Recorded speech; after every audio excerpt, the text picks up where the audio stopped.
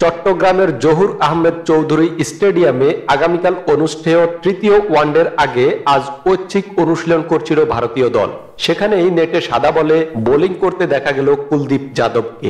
এমনিতে টেস্ট দলে আছেন এই বাঁহাতি রিস্ট স্পিনার। তবে চোটের কারণে ছিটকে যাওয়া তিনজনের বদলে আজ ওয়ানডে দলে কুলদীপকে যুক্ত করার বিষয়টি নিশ্চিত করেছে বিসিসিআই। সাদা বলে তার অনুশীলনও সে কারণেই। টি-20 বিশ্বকাপের আগে দেশের মাটিতে দক্ষিণ আফ্রিকার বিপক্ষে সর্বশেষ ওয়ানডে খেলেছিলেন কুলদীপ যাদব। তৃতীয় ওয়ানডে থেকে ছিটকে গেছেন ভারতীয় অধিনায়ক রোহিত শর্মা, পেসার দীপক চাহার ও কুলদীপ সেন। তিনজনের জায়গায় শুধু কুলদীপকেই নিয়েছে ভারত। প্রাথমিকভাবে ঘোষিত ওয়ানডে স্কোয়াড থেকে প্রথম দুই ওয়ানডেতে সুযোগ পাননি এখনো পর্যন্ত তিনজন। তারা হলেন রাহুল ত্রিপাঠী, রজত পাতিদার ও ঈশান কিষান। তৃতীয় ও শেষ ম্যাচে রোহিতের জায়গায় ভারতকে নেতৃত্ব দেবেন সহ অধিনায়ক লোকেশ রাহুল। রোহিত, চাহার ও কুলদীপ সেন তিনজনই চোট পান সিরিজের দ্বিতীয় ওয়ানডেতে।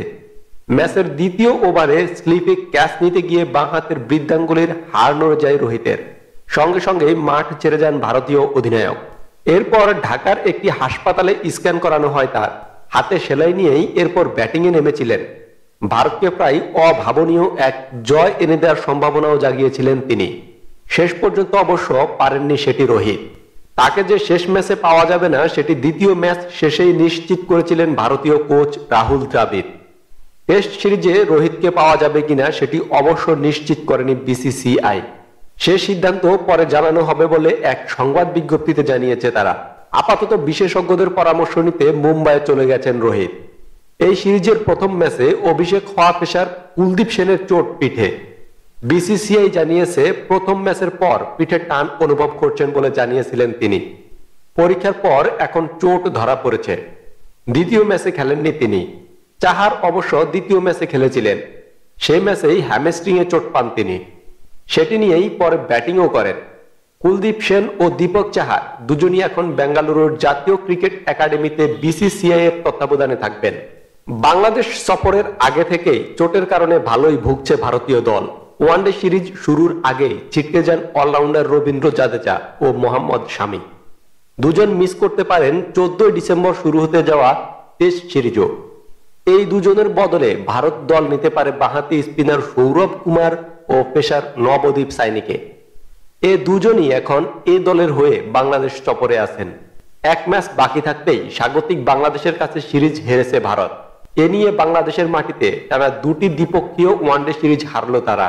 তৃতীয় ওয়ানডেতে ভারতীয় স্কোয়াডে রয়েছেন লোকেশ রাহুল অধিনায়ক এবং উইকেটকিপার, শিখর ধাওয়ান, বিরাট কোহলি, রজত পাতিদার, শ্রেয়াস আয়ার, রাহুল ত্রিপাঠী, ঈশান কিষান, শাহবাজ আহমেদ, অক্ষর প্যাটেল, ওয়াশিংটন সুন্দর, শার্দুল ঠাকুর, মোহাম্মদ সিরাজ, উমরান মালিক এবং কুলদীপ যাদব।